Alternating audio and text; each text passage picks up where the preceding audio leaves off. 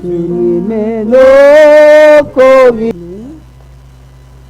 사랑의 하나님, 오늘 주일날인데 정말 날씨도 춥고 우리 마음도 꽁꽁 얼어붙어서 아버지, 영적으로 우리가 너무 힘들어하고 있는 건 아닌지 우리 마음속에 성령의 불로 우리 마음을 뜨겁게 달구어 주시옵시고, 한 주일 동안 사는 동안 세상 풍파에 휘둘리면서 너무 힘들고 어렵게 살았는데 하나님 위로받고 축복받고 은혜받고 성령 충만, 은혜 충만, 말씀 충만한 주일 되게 해주시옵소서. 주님, 오는 발걸음 재촉해 주시옵소서. 함께하여 주실 줄 믿사옵고 예수님 이름으로 감사하며 기도드리옵나이다. 아멘.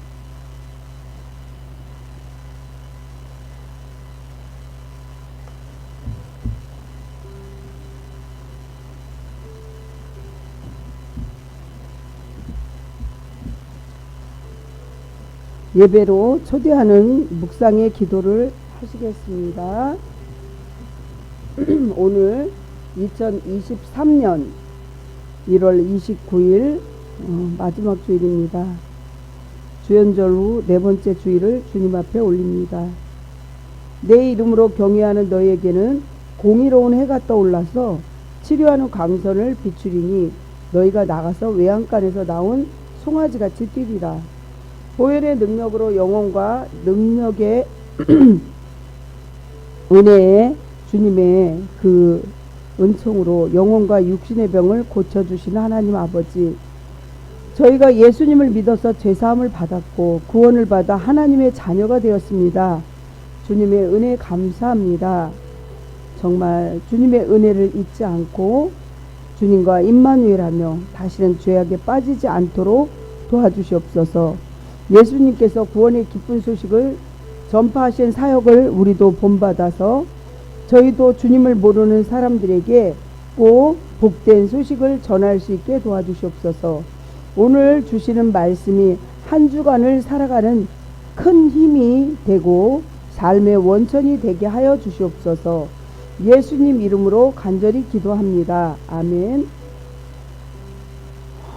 죄인들을 오라고 하시고 하루를 천년같이 참고 기다리시는 하나님 아버지, 죄인들의 불신앙을 용서하여 주심을 감사드립니다. 예수님께서 공생의 말씀을 가르치시고 병든 사람을 고치시고 복음을 전파하셨지만 저희는 예수님을 안 믿는 사람들에게 말씀을 가르치지 못했고 병든 사람을 고칠 능력이 전혀 없었으며 복음 전파하지 못한 무능력을 용서하여 주시옵소서. 주님, 정말 저희는 자나깨나 기도하며 성경 말씀으로 묵상하며 삶을 정말 예전 삶이 아니라 주님을 믿고 다시 성결한 삶을 했었지만 정말 주님 말씀을 물거품처럼 사라진 허물을 지금 고백합니다. 만일 주님께서 능력을 접으시고 저희를 향해 참지 않으셨으면 저희는 이미 멸망했을 것입니다. 자비하시고 능력이 많으신 주님, 저희를 불쌍히 여겨주시옵시고 연약함을 도와주시옵소서. 지금 너무나 경제도 힘들고 정말 추운 겨울에 마음까지 꽁꽁 얼어붙습니다. 하나님, 성령의 불로 불땀불성으로 지켜주시옵시고 우리 마음속에 성령의 불을 지펴주시옵시고 새 은혜를 부어주셔서 하나님 세상을 살아가고 남을 정도의 그 능력과 권능과 지혜와 명철과 지혜와 계시형을 부어주시옵소서. 오늘 내려주시는 말씀에 하나님의 은혜가 정말 우리를 사로잡게 해주시옵소서. 예수님 이름으로 기도합니다. 아멘. 오늘 은혜 받으실 하나님 말씀은 시편 37편 1절부터 10절 말씀을 교독하겠습니다. 악을 행하는 자들 때문에 불평하지 말며 불의를 행하는 자들을 시기하지 말지어다.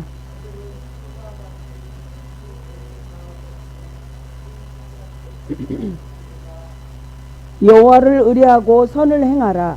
땅에 머무는 동안 그의 성실을 먹을거리로 삼을지어다.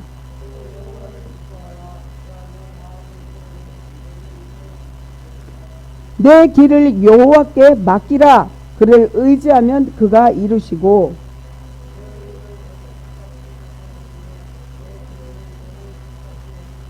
여호와 앞에 잠잠하고 참고 기다리라. 자기 길이 형통하며 악한 꾀를 이루는 자 때문에 불평하지 말지어다.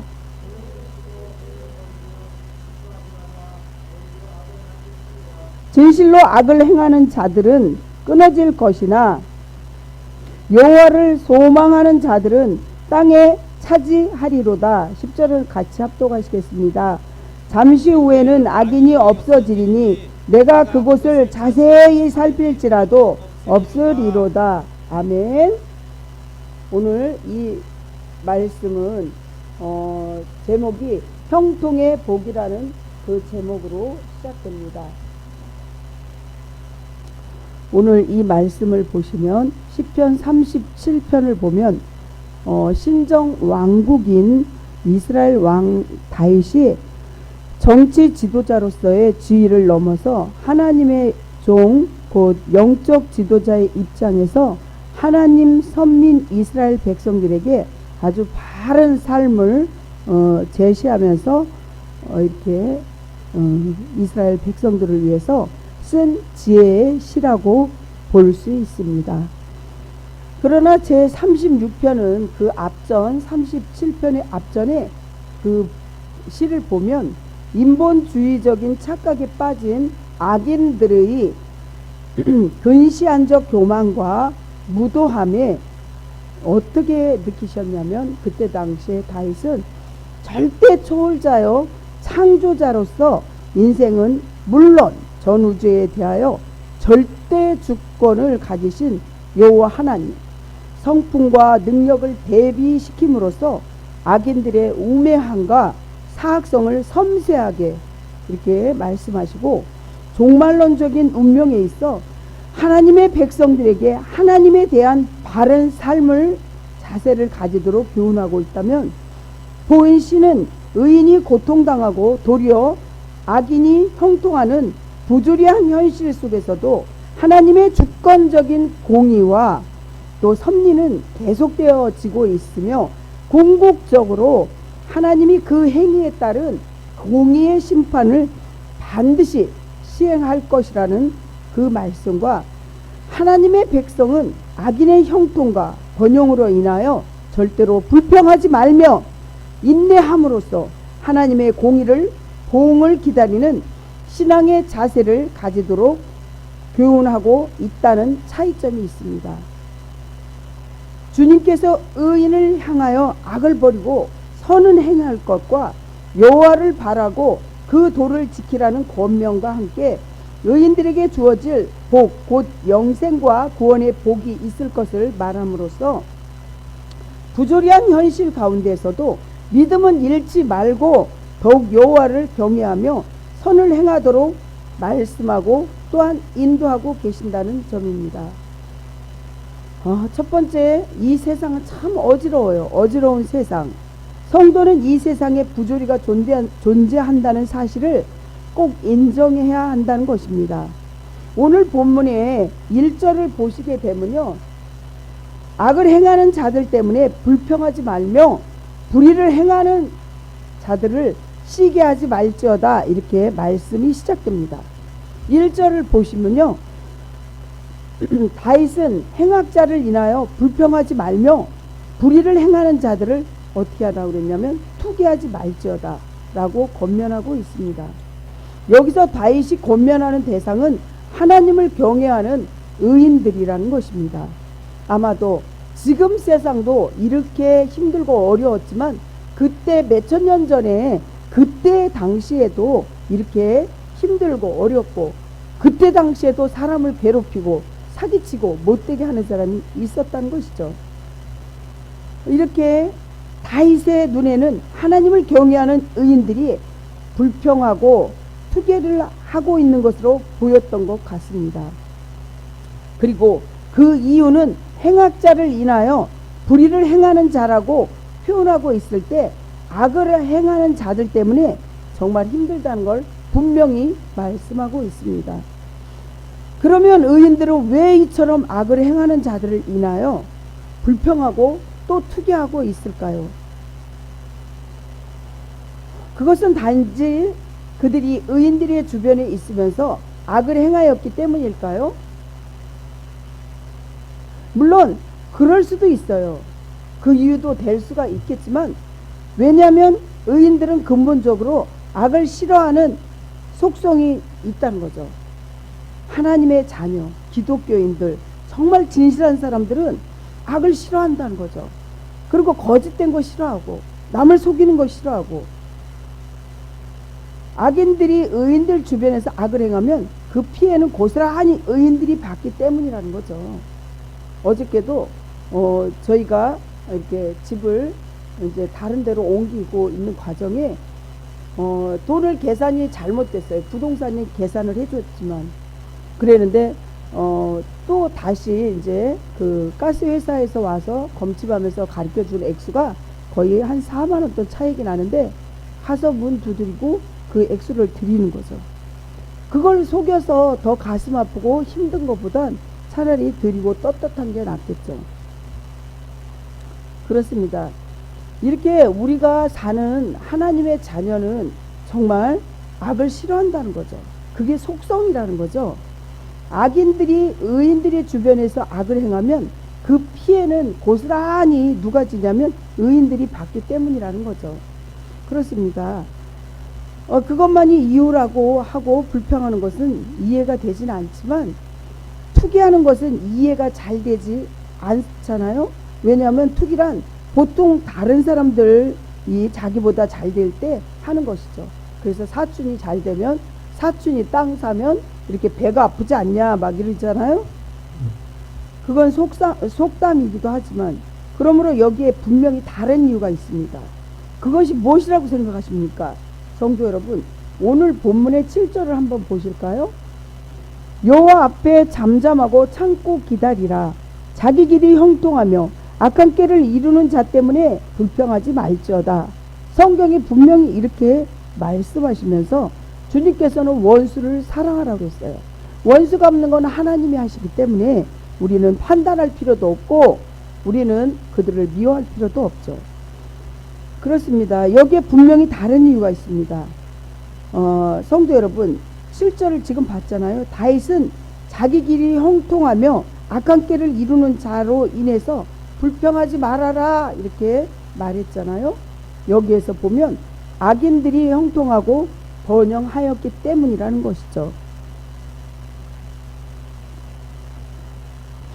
하나님은 공의로우신 하나님의 섭리에 이렇게 맞지 않는다 이렇게 생각할 수 있어요. 하지만 하나님의 두 속성 중 하나님은 사랑이 많으시지만 하나님은 또한 공의로우셔서 반드시 마지막 때의 심판의 하나님이시라는 거죠. 일반적으로 사람들은 악인은 이 세상에서 잘못되는 것은 당연하다고 여깁니다. 그러므로 의인은 악인에 대해서 격분하거나 마음을 빼앗겨서는 안 된다고 말씀하십니다. 또한 성경은 악인이 하나님의 심판을 받게 된다고 말씀하고 있습니다. 요즘에 뉴스에서 보면 무슨 장관의 자녀, 또 무슨 기업의 자녀, 마약을 하고 또 집안에 자녀들도 있는데 대마를 키우고 또 거기서 대마를 하고, 정말 마지막 시대에 그 치닫는 그런 행동을 하는데 잘 나갈 것 같아요. 그 사람들은 돈이 어마어마하게 많은 사람들도 있어요. 기업에 어느 그 회장의 자녀들이니까. 하지만 심판을 받는 거죠. 추적해갖고 경찰이 그것을 다 보고 잡아들이고 이러는 걸 보면 반드시 심판이라는 게 있다는 거죠. 우리 살아서도 죽어서만이 아니라는 거죠.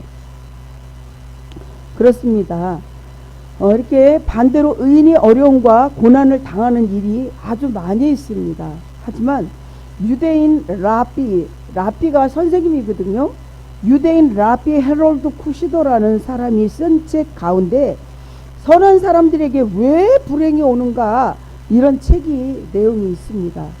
이 책의 제목이 보여주듯이 의인들은 세상에서 어려움과 고난을 당합니다.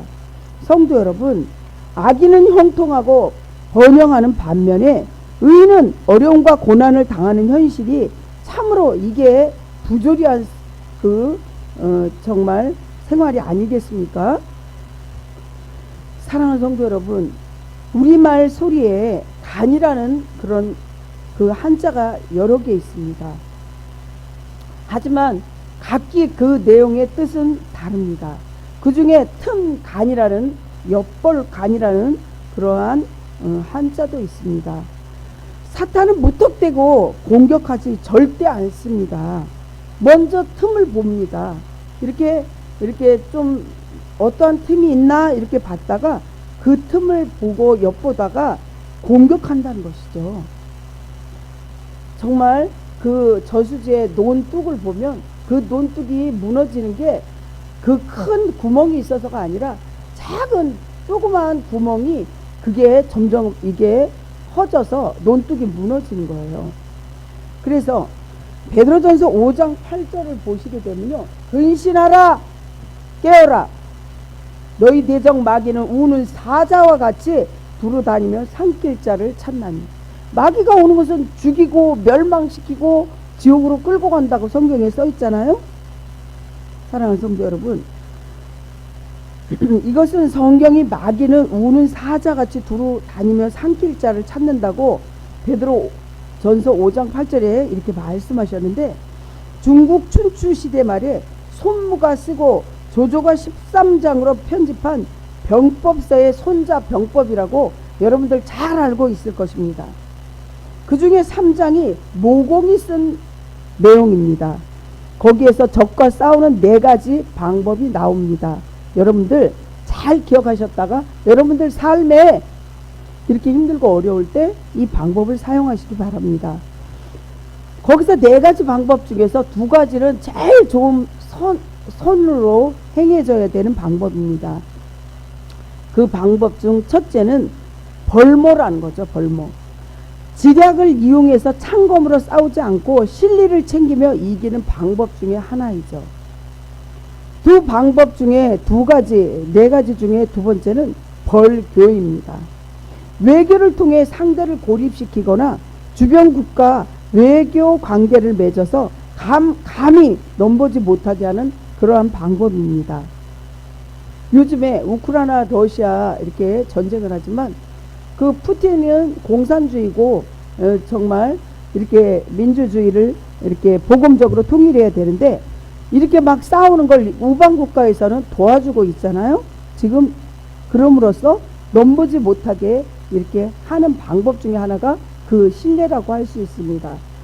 또한 3번째, 4번째는 정말 어쩔 수 없이 하는 그러한 방법인데 별병이라고 합니다. 군대를 일으켜 무력으로 싸우는 방법입니다. 4번째는 공성입니다. 적국의 성을 직접 공격하여 적이 항복할 수 있도록 받아내는 방법을 말합니다. 손문은 벌모와 별교를 최상책으로 상책이라고 하고 벌병과 공성을 하책이라고 최하책이라고 말하고 있습니다. 그렇습니다. 신앙생활도 우리는 하루하루 사는 거, 시간 사는 게 사탄과의 전쟁입니다. 사탄과의 전쟁에도 손자병법이 유효하다는 것이죠. 싸우지 않고 이길 수 있다면 그것이 최고의 방법입니다. 어제도 그 이사를 하는데 소장님이 딱 올라오셔가지고 그 CCTV를 틀어보면서 왜 이런 쓰레기를 여기다 버리십니까? 막 이러면서 큰 소리 치시더라고요. 하지만 저희는 스티커를 다 일일이 사서 하나하나 다 붙이고 왔기 때문에 저는 떳떳해서 그 CCTV를 자세히 보니까 제가 아니라 이사한 그 아주머니가 스티커는 붙였지만 그 동네다 못 버리고 온 것을 의자 하나를 거기다 버린 것입니다. 이렇게 정말 틈이 생기면 안 된다는 거죠. 그들도 기도했냐 하면 기도 안 했다는 거죠.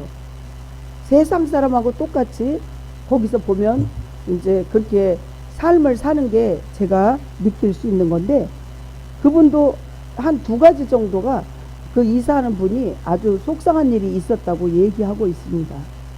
기도해야 된다는 거죠. 기도해도요, 마귀가 죽일 듯이 덤벼요. 왜 그러냐면 교회 지을 때도 마찬가지예요. 24시간을 릴레이로 10분 다니시고 큰 교회는 매일 돌아갑니다.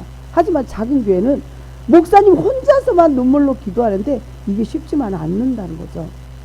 성도 여러분, 세상에 하나님의 일이 그냥 쉽게 거저 얻어지는 건 하나도 없습니다.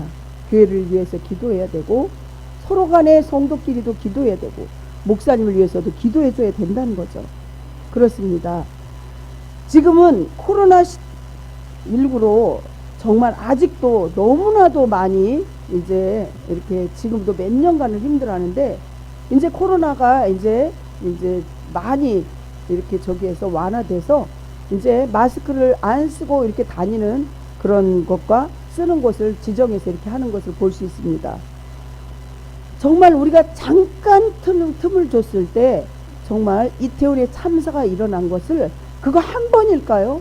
우리는 마귀에게 틈을 주면 절대 안 된다는 것을 기억하시기 바랍니다. 뉴스를 돌아보면 지금은 어느 때보다도 성도가 근신하고 깨어 있어야 할 때라는 거죠. 교회와 가정이 예수 그리스도의 보혈로 서로 덮어주며 하나됨을 이룰 때 사탄은 떠나가고 만다는 것이죠. 그렇습니다. 사랑하는 성도 여러분, 오늘 본문 10절을 보시면 잠시 후에는 악인이 없어지리니 내가 그곳을 자세히 살필지라도 없으리로다 이렇게 말하고 있습니다. 정말 성도 여러분, 잠시라는 말을 기억해 보십시오. 잠시 후면 악인은 찾을 수 없다는 것이죠. 그러므로 우리는 악인이나 악인의 형통이나 번영을 보고 불평하거나 투기할 필요가 전혀 없습니다. 악인의 형통이나 번영을 보고 불평하거나 투기하게 되면 우리만 믿는 성도들만 손해본다는 거죠. 자칫 행악을 치우칠 수도 있기 때문이라는 사실입니다. 우리는 단지 하나님이 악인들에게 갚으시기를 기도로 승리하셔야 된다는 것을 꼭 기억하시기를 축복합니다. 아멘. 시편 23편 3절에서 5절을 보시면요, 내 영혼을 소생시키고 자기 이름을 위하여 의의 길로 인도하시는 도다. 다시 내가 사망의 음침한 골짜기를 다닐지라도 해를 두려워하지 않을 것은 주께서 나와 함께 하심이라. 주의 지팡이와 막대기가 나를 안위하시나이다. 주께서 내 원수의 목전에서 상을 차려주시고 기름을 내 머리에 부으셨으니 내 잔이 넘치나이다. 아멘. 이렇게 지팡이는 우리가 이렇게 할머니들 할아버지들 다닐 때 이렇게 앞에 지지대 역할을 해주는 거고, 그러면서도 우리가 딴 길로 갈 때 지팡이 끝에가 이렇게 휘어졌잖아요. 딴 길로 가지마. 그래서 그 양의 발목을 탁 쳐서 앞으로 올 수 있게 그렇게 만드는 거예요. 막대기는요, 양을 그렇게 가지 말라고 탁탁 치면서 때리면서 정말 너네들 똑바른 길로 가라 이런 뜻이죠. 그래서 우리가 사망의 음침한 골짜기를 다닐지라도 해를 두려워하지 않는 것은 주님께서 나와 임마누엘 함께 하심이기 때문이라는 거죠. 아멘. 세 번째, 샬롬의 축복. 샬롬이라는 것은 평안이라는 뜻입니다. 성도는 세상의 상태와 상관없이 아주 성실하게 선을 행해야 한다는 것이죠. 3절에서 7절을 보면 부조리함에 있는 세상에서 우리가 어떠한 자세로 살아가야 하는지 교훈하는 내용이죠. 여기서 다윗은 크게 네 가지로 교훈하고 있습니다. 3절에서 7절을 함께 읽어볼게요. 시작. 여호와를 의뢰하고 선을 행하라. 땅에 머무는 동안 그의 성실을 먹을거리로 삼을지어다. 또 여호와를 기뻐하라. 그가 내 마음의 소원을 내게 이루어 주시리로다. 내 길을 여호와께 맡기라. 그를 의지하면 그가 이루시고 내 의를 빛같이 나타내시며 내 공의를 정오의 빛같이 하시리로다. 여호와 앞에 잠잠하고 참고 기다리라. 자기의 길을 형통하며 악한 길을 이루는 자 때문에 불평하지 말지어다. 아멘. 이렇게 3절에서 7절에 부조리함에 있어서 우리가 어떻게 살아가야 되나 하고 걱정하고 근심할 때 말씀으로 길을 인도하시는 거죠. 첫 번째 교훈이 3절에 나옵니다. 곧 여호와를 의뢰하며 선을 행하라. 땅에 거하며 그의 성실로 식물을 삼을지어다 라고 말씀하십니다. 여기서 의뢰하다 이런 뜻은 본래 끈을 매다 이런 뜻이에요. 그런 의미를 갖추고 있습니다. 그러므로 여호와를 의뢰한다는 것은 단순히 믿는다는 의미 이상의 의미가 있다는 것이죠.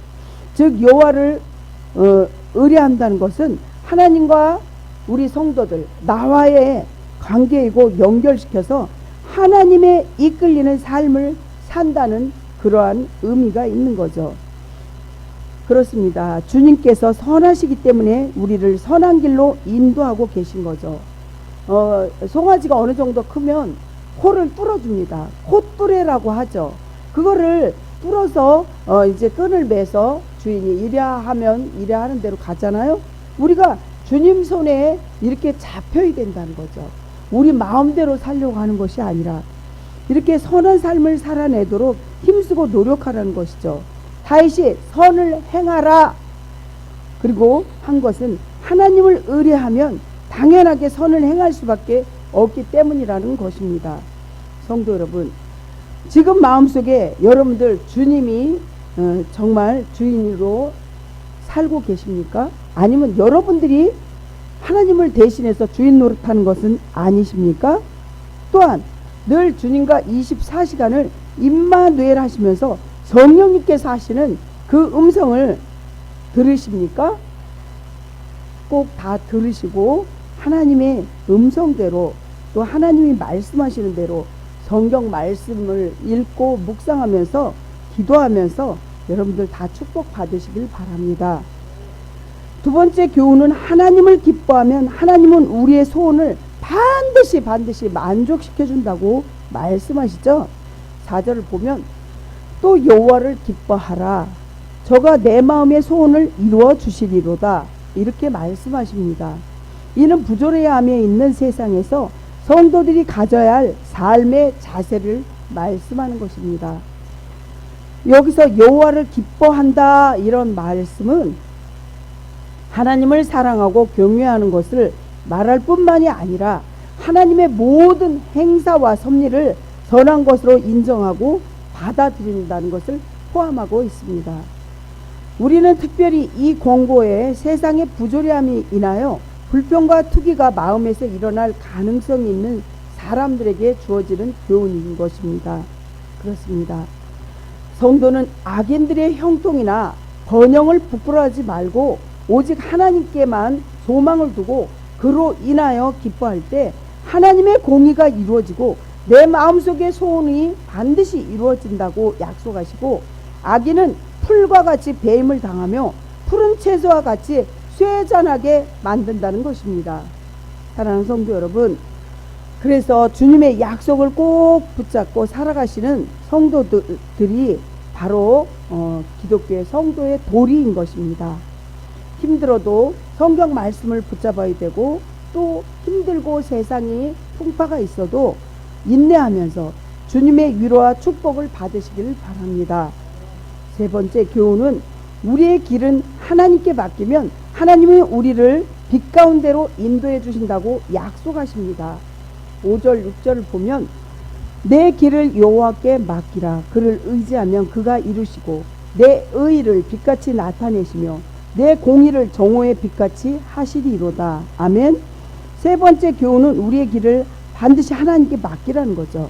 하나님은 우리를 빛 가운데로 인도하신다고 약속하십니다.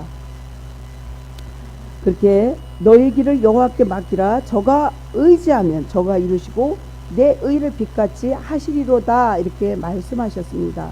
사랑하는 성도 여러분, 부조리한 세상을 살아가다 보면 공고하고 참으로 암울한 상황에 처하게 마련입니다. 이럴 때 성도들은 아주 심히 당황하게 되고 어찌해야 할 바를 모릅니다. 특히 악인이 형통하는 번영하는데 반해서 자신은 도리어 어려움과 고난을 당하게 되면 도무지 소망도 없어 보이고 나아갈 길이 전혀 보이지 않을 때 정말 하나님은 공의 하나님이신데 공의가 있는 건가? 심한 좌절감에 빠지게 됩니다. 심한 경우에는 신앙을 잃어버리는 경우도 있습니다. 그러나 다윗은 그러한 때에 너희 길을 여호와께 반드시 맡기라고 하는 거죠. 지금 신종 코로나와 변종 바이러스로 또 경제적으로 너무나 어렵고 우크라이나 러시아의 전쟁으로 인해서 많이 힘들 때 그렇습니다. 정말 이렇게 지쳐 있을 때 우리는 앞이 캄캄하고 동서남북이 막혔어도 하늘문은 열려 있다는 것을 기억하시기 바랍니다. 그러므로 믿음을 갖고 인내하면서 늘 주님과 동행하시면서 승리하시기를 축복합니다. 다윗은 누구보다도 이를 확실하게 경험한 사람입니다. 그는 누구보다도 세상의 부조리함으로 인하여 고통을 당한 사람이었습니다. 그는 나라와 사울왕을 위하여 많은 공을 세운 그런 사람입니다. 그런 왕이었습니다. 그는 나라를 위해 정말 위기가 처해있을 때도 믿음으로 나아가서 골리앗과 싸워서 이김으로써 나라를 구한 그러한 충신입니다. 그리고 또 사울왕이 악령으로 인하여 고통을 당할 때는 악기를 연주하여 그의 심신을 달래주는 그러한 자였습니다. 또한 사울은 다윗의 정말 장인이었잖아요. 다윗에게는 악함을 전혀 찾아볼 수가 없었습니다. 반대로 인본주의적인 탐욕에 젖어있던 사울왕은 자기네 장인이에요.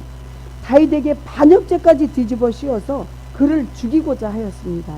이로 인하여 다윗은 10여 년 동안 말로 형용할 수 없는 그런 고통을 겪었습니다. 당시 다윗이 처한 상황은 다윗으로 하여금 심한 좌절감을 느끼게 하기에 충분하였다는 것이죠. 그러나 다윗은 절대로 좌절하지 않았습니다. 그는 그러한 상황 속에서도 좌절하지 않고 하나님을 신뢰하면서 자기의 길을 묵묵히 하나님께 맡겼습니다. 그 결과 비록 수많은 시련을 겪고 있었지만 하나님은 그를 사울을 대신한 이스라엘의 왕으로 아주 크게 세워주셨고 이스라엘 역사상 가장 위대한 왕으로 만들어 주셨다는 사실입니다. 그렇습니다. 네 번째 교훈은 여호와 앞에서 참고 기다리는 자가 최후 승리자가 된다는 것이죠. 7절을 보겠습니다. 여호와 앞에 잠잠하고 참고 기다리라. 자기 길이 형통하며 악한 꾀를 이루는 자 때문에 불평하지 말지어다. 이렇게 말씀하시죠. 다윗은 부조리하며 횡행하고 있는 세상에서 성도가 가져야 할 마지막 그 자세로서 여호와 앞에서 잠잠하고 참아서 기다리라고 권면하고 있습니다. 여기서 잠잠하다라는 것은 침묵을 의미하지 않습니다. 이는 하나님의 섭리에 대한 신뢰를 잃고 인간적인 방법을 강구하는 어리석음을 버리고 하나님의 궁극적인 보응을 믿는 가운데 모든 것을 하나님 뜻 가운데 맡김으로 심령의 평안을 누리라는 그런 의미인 것입니다. 그렇습니다. 성도 여러분, 세상의 악인들에 대하여 친히 복수하려고 하지 마십시오. 세상의 부조리함을 보고 불평하며 인간적인 방법을 동원하여 그것을 개선하겠다고 조급하게 행동도 하지 마십시오. 악인들이 핍박하고 그것으로 인하여 고통당하고 좌절하지 마십시오. 다시 한번 간곡하게 부탁드립니다. 온유한 사람이 되십시오. 힘이 없어서가 아니라 하나님의 공유와 보응에 기대하며 기다리시기 바랍니다. 성도 여러분, 여호와를 의뢰하면 선을 행하고 늘 하나님께 동행하면서 기뻐할 수 있는 삶을 사는 것이죠. 말씀 마무리합니다. 죄를 지은 자는 다리를 오그리고 자지만 정말 죄가 없는 자는 잠을 자도 다리를 쭉 펴고 잘 수 있잖아요. 우리의 모든 인생길을 하나님께 그래서 맡기고 늘 주님 앞에 참고 기다리며 최후의 승리자가 되시기를 간절히 축원합니다. 아멘. 기도하겠습니다. 하나님 아버지 은혜에 감사합니다. 참으로 지금 세상은 마지막 시대입니다. 정말 마지막 시대에 적그리스도가 나타나고 나라가 나라를 대적하고 민족이 민족을 대적하고 가난과 기근과 지진과 여러 환난이 있다는 것을 우리가 알 수 있고 빈부의 차이가 너무나 커서 정말 어려운 사람들은 끼니도 어렵지만 있는 사람은 차고 넘쳐서 진짜 자기네들 풍요로 살아서 가난한 자의 그 마음을 모를 때도 있습니다. 하나님, 정말 돈이 쌓이는 것은 오물과 같아서 거기서 썩는 냄새가 나지만 그 오물을 밭에다 뿌리면 그 오물로 인해서 농사를 풍년을 만들다는 그러한 어떠한 그 정말 청빈한 사람의 그 말씀을 들을 때 우리가 우리의 삶이 정말 청빈한 삶으로 우리의 모든 것을 쌓아서 썩는 냄새가 아니라 그 썩는 오물을 밭에다 뿌리듯이 뿌릴 수 있는 그러한 정말 주님이 주시는 사랑의 마음을 실천하게 하여 주시옵소서. 주님께 모든 걸 의지합니다. 주님 도와주실 줄 믿사옵고 예수님 이름으로 간절히 기도합니다. 아멘. 헌금 기도하겠습니다. 귀신을 쫓아내시고 질병을 치유하시는 하나님 아버지, 하나님께서 베푸신 은혜와 감사와 찬송을 드리게 하심을 감사드립니다.